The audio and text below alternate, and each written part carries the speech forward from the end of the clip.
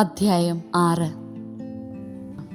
നിങ്ങൾ അവകാശമാക്കാൻ പോകുന്ന ദേശത്തനുഷ്ഠിക്കേണ്ടതിന് നിങ്ങളെ പഠിപ്പിക്കാൻ നിങ്ങളുടെ ദൈവമായ കർത്താവ് എന്നോട് ആജ്ഞാപിച്ച കൽപ്പനകളും ചട്ടങ്ങളും നിയമങ്ങളും ഇവയാണ്.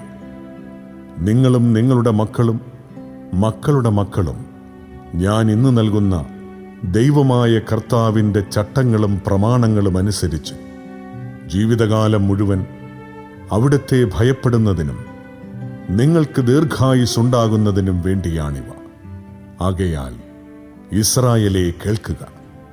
നിങ്ങൾക്ക് നന്മയുണ്ടാകാനും നിങ്ങളുടെ പിതാക്കന്മാരുടെ ദൈവമായ കർത്താവ് വാഗ്ദാനം ചെയ്തതുപോലെ തേനും പാലും ഒഴുകുന്ന നാട്ടിൽ നിങ്ങൾ ധാരാളമായി വർദ്ധിക്കാനും വേണ്ടി ഇവ അനുഷ്ഠിക്കാൻ ശ്രദ്ധിക്കുവിൻ.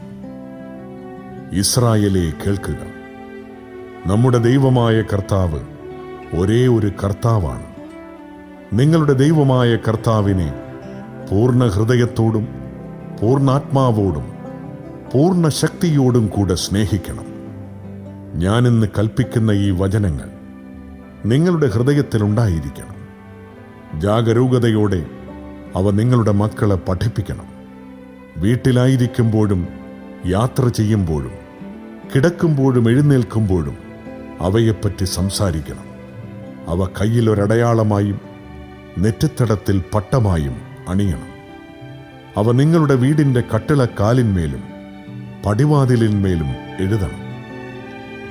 നിങ്ങളുടെ ദൈവമായ കർത്താവ് നിങ്ങൾക്ക് തരുമെന്ന് നിങ്ങളുടെ പിതാക്കന്മാരായ അബ്രാഹാം, ഇസഹാക്ക്, യാക്കോബ് എന്നിവരോട് ശപഥം ചെയ്ത നാട്ടിലേക്ക് നിങ്ങളെ കൊണ്ടുവന്ന് നിങ്ങൾ പണിയാത്ത വിശാലവും മനോഹരവുമായ നഗരങ്ങളും നിങ്ങൾ നിറയ്ക്കാതെ വിശിഷ്ട വസ്തുക്കൾ കൊണ്ട് നിറഞ്ഞിരിക്കുന്ന വീടുകളും നിങ്ങൾ കുഴിക്കാത്ത കിണറുകളും നിങ്ങൾ നട്ടുപിടിപ്പിക്കാത്ത മുന്തിരിത്തോട്ടങ്ങളും ഒലിവ് മരങ്ങളും നിങ്ങൾക്ക് നൽകുകയും നിങ്ങൾ ഭക്ഷിച്ച് സംതൃപ്തരാവുകയും ചെയ്യുമ്പോൾ നിങ്ങളെ അടിമത്തത്തിൻ്റെ ഭവനത്തിൽ നിന്ന് കൊണ്ടുവന്ന കർത്താവിനെ മറക്കാതിരിക്കാൻ സൂക്ഷിച്ചുകൊള്ളുക.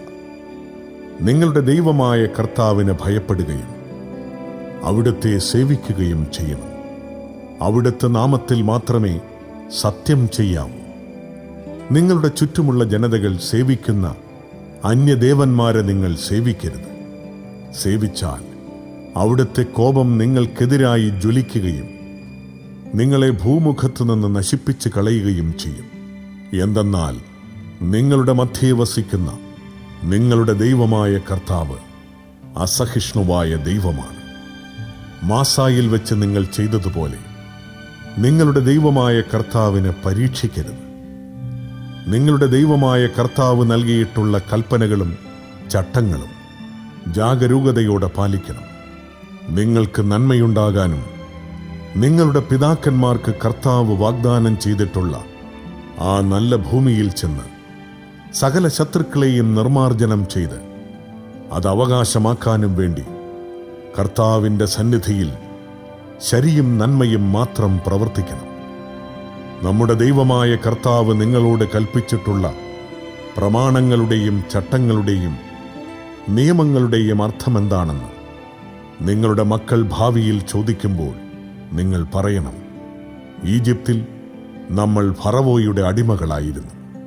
തൻ്റെ ശക്തമായ കരത്താൽ കർത്താവ് നമ്മെ ഈജിപ്തിൽ നിന്ന് മോചിപ്പിച്ചു കൊണ്ടുവന്നു. നമ്മുടെ കൺമുൻപിൽ വെച്ച് അവിടുന്ന് ഈജിപ്തിനും ഫറവോയ്ക്കും അവൻ്റെ കുടുംബം മുഴുവനും എതിരായി മഹത്തും ഭയാനകവുമായ അടയാളങ്ങളും അത്ഭുതങ്ങളും പ്രവർത്തിച്ചു. അനന്തരം നമ്മുടെ പിതാക്കന്മാർക്ക് അവിടുന്ന് വാഗ്ദാനം ചെയ്തിരുന്ന ദേശത്തേക്ക് നമ്മെ നയിക്കാനും അത് നൽകാനുമായി നമ്മെ അവിടെ നിന്ന് കൊണ്ടുപോന്നു. നമ്മുടെ ദൈവമായ കർത്താവിനെ ഭയപ്പെടാനും അങ്ങനെ നമുക്കെന്നും നന്മയുണ്ടാകാനും ഇന്നത്തെ പോലെ നാം ജീവിച്ചിരിക്കാനും വേണ്ടി അനുസരിക്കണമെന്ന് കർത്താവ് കൽപ്പിച്ച ചട്ടങ്ങളാണിവ. നമ്മുടെ ദൈവമായ കർത്താവ് കൽപ്പിച്ചിട്ടുള്ളതുപോലെ അവിടുത്തെ മുൻപാകെ ഈ കൽപ്പനകളെല്ലാം ശ്രദ്ധാപൂർവം പാലിച്ചാൽ നാം നീതിയുള്ളവരായിരിക്കും.